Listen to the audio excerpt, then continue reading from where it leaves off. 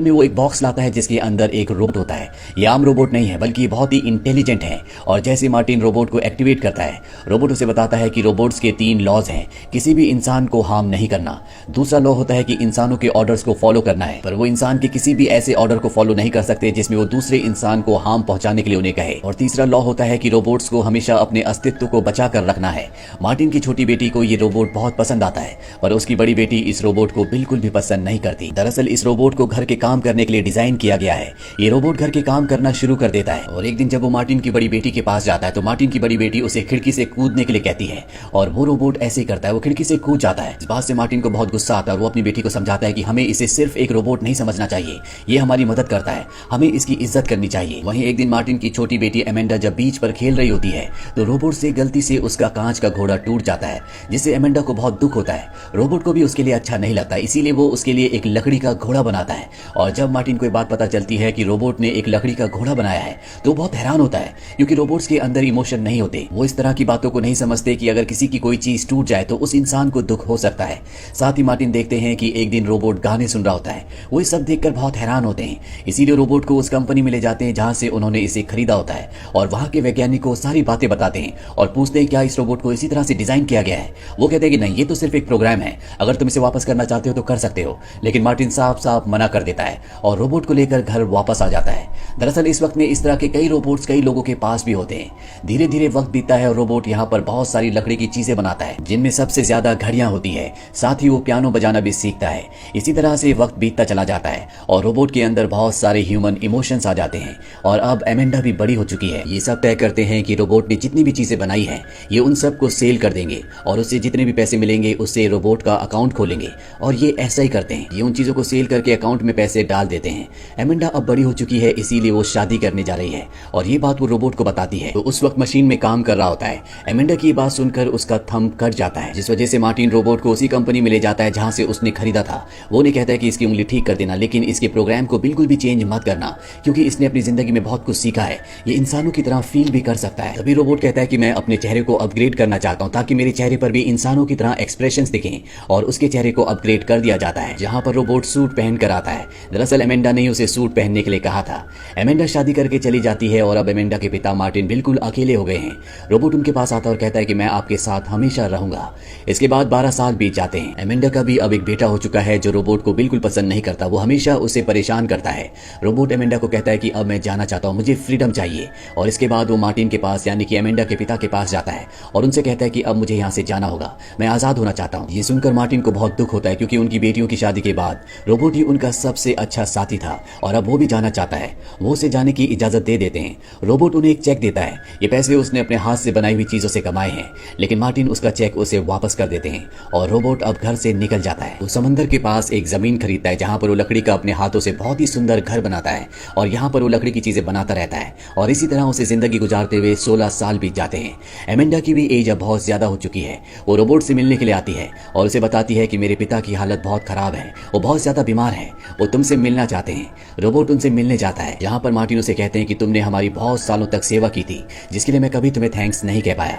वो उसे थैंक्स कहते हैं और प्यार से अपना हाथ उसके हाथ पर रखते हैं और इसके बाद उनकी मृत्यु हो जाती है।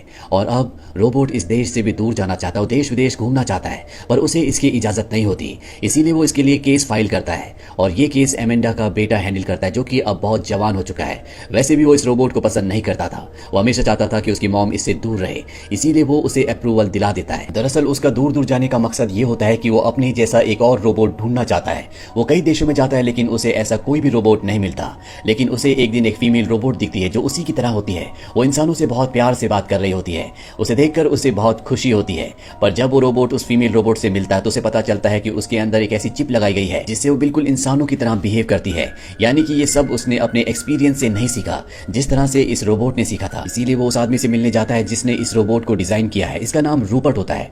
वो रूपर्ट से मिलता है। रूपर्ट उसे बताता है कि मेरे पिता एक रोबोटिक कंपनी में काम किया करते थे जहां से उन्हें निकाल दिया गया था। इसके बाद उन्होंने खुद अपने रोबोट्स बनाए और अब उस काम को मैं संभालता हूँ। मैं एक ऐसा सूट भी बना रहा हूँ जिसको पहनने के बाद रोबोट्स बिल्कुल इंसानों की तरह दिखेंगे। ये देखकर रोबोट को बहुत खुशी होती है। यहाँ पर रूपर्ट को सबसे बड़ी प्रॉब्लम पैसों की होती है, उसे फंडिंग की जरूरत है। रोबोट उसे कहता है कि पैसों से मैं तुम्हारी मदद करूंगा, पर बदले में तुम्हें मेरे लिए एक सूट बनाना होगा जिसे पहनने के बाद मैं बिल्कुल इंसान जैसा दिखूं।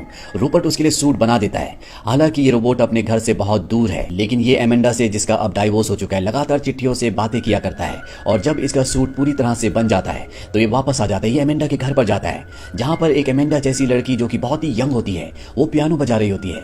उसे देखकर रोबोट हैरान हो जाता है। जब उसके पास जाता है तो वो लड़की उसे बिल्कुल नहीं पहचानती, और तभी पीछे से एमेंडा आती है, जो कि अब बूढ़ी हो चुकी है। और ये लड़की जो पियानो बजा रही होती है, ये उसकी ग्रैंड डॉटर है, यानी कि एमेंडा के बेटे की बेटी। इसका नाम पोर्शिया होता है। धीरे धीरे इन दोनों की दोस्ती हो जाती है, और एक दिन रोबोट को पता चलता है कि एमेंडा को हार्ट अटैक आया है। वो उसे हॉस्पिटल में मिलने जाता है।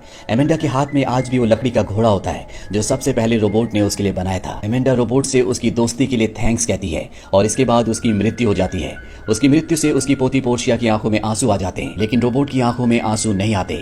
उसे इस बात से हैरानी होती है, वो बिल्कुल इंसानों की तरह बनना चाहता है। इसीलिए एक बार फिर से वो रूपर्ट के पास जाता है और कहता है कि मुझे हूबहू इंसानों जैसे ऑर्गन चाहिए। रूपर्ट कई एक्सपेरिमेंट्स करता है और उसके लिए सिंथेटिक ऑर्गन्स बना देता है, पर वो रोबोट को चेतावनी देता है कि अगर मैंने इन ऑर्गन्स को तुम्हारी बॉडी के अंदर फिट किया तो तुम्हें दर्द भी हो सकता है। पर रोबोट को इस बात से कोई फर्क नहीं पड़ता। रूपर्ट से कहता है कि जब तुम्हारा काम पूरी तरह से खत्म हो जाए तो मैं ऑर्गन्स लगवाने आ जाऊंगा। इसके बाद वो वापस आ जाता है, जहां पर वो एमेंडा की ग्रैंड डॉटर पोर्शिया से मिलता है। ये दोनों धीरे धीरे एक दूसरे को पसंद करना शुरू कर देते हैं, लेकिन एक दिन पोर्शिया से कहती कि मैं तुमसे शादी नहीं कर सकती क्योंकि तुम इंसान नहीं हो। इस बात से रोबोट को बहुत दुख होता है, और वो रूपर्ट के पास जाता है जिसने सिंथेटिक ऑर्गन्स बना दिए होते हैं। वो उसकी बॉडी में सिंथेटिक ऑर्गन्स लगा देता है, जिससे रोबोट को बहुत खुशी होती है। वो पोर्शिया के पास जाता है और कहता है मेरी आंख में फूंक मारो, और जैसे ही वो उसकी आंख में फूंक मारती है तो उसे दर्द होता है, यानी कि अब वो लगभग पूरी तरह से ह्यूमन बन चुका है। पर पोर्शिया से कहती कि मेरी शादी होने वाली है, जल्दी मेरी एंगेजमेंट है। ये बात सुनकर रोबोट को बिल्कुल अच्छा नहीं लगता, वो उदास हो जाता है। वहीं रूपर्ट को दिखाया जाता है जो उस फीमेल रोबोट का बदला हुआ बिहेवियर देखता है, जो इंसानों की तरह बिहेव करती थी। वो समझ जाता है कि ये काम एमेंडा के रोबोट, जिसका नाम एंड्रयू है, उसी का है। वो एंड्रयू के पास आता है और उसे कहता है कि मुझे वो चिप वापस कर दो। हालांकि शुरू में वो मना कर देता है, लेकिन बाद में उसे वो चिप दे देता है। इसके बाद ये दोनों के दोनों उस जगह जाते हैं जहां पर पोर्शिया की एंगेजमेंट पार्टी चल रही होती है, लेकिन ये दोनों दूर से ही वो सब कुछ देखते हैं।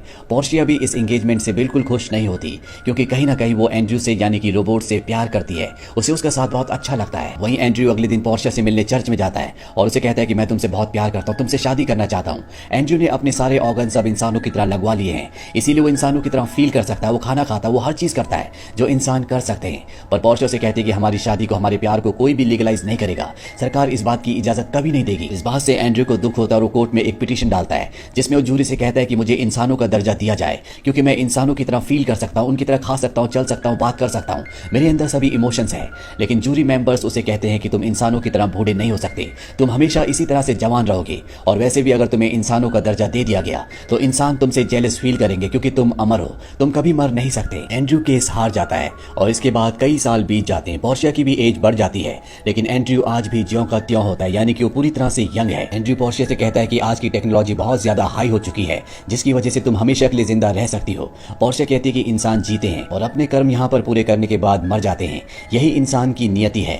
ये जानने के बाद एंड्रयू के मन में आता है कि वो भी अब पूरी तरह से इंसान बन जाएगा। हालांकि उसके अंदर इंसान वाले सारे इमोशंस होते हैं, लेकिन अब वो शायद इंसानों की तरह मरना भी चाहता है। इसीलिए रूपर्ट के पास जाता है, जो अब बहुत अमीर और बहुत ही कामयाब इंसान बन चुका है। एंड्रयू से कहता है कि तुम्हें मेरे फ्लूइड को बदलना होगा।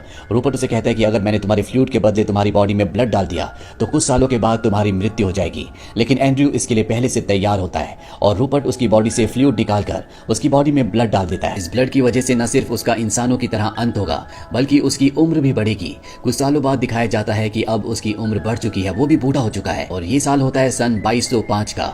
आज रोबोट को, यानी कि एंड्रयू को, इस दुनिया में आए हुए पूरे 200 साल हो चुके हैं। वो कोर्ट में एक बार फिर से पिटीशन दर्ज करता है और कहता है कि मुझे इंसानों का दर्जा दे दिया जाए, अब मेरी भी उम्र बढ़ती है और मैं एक इंसान की तरह इस दुनिया से जाना चाहता हूँ। कोर्ट कहती है कि हम अपना फैसला तुम्हें बाद में सुनाएंगे। कुछ दिनों के बाद दिखाया जाता है कि एंड्रयू की और पोर्शिया की उम्र की वजह से तबीयत खराब हो जाती है।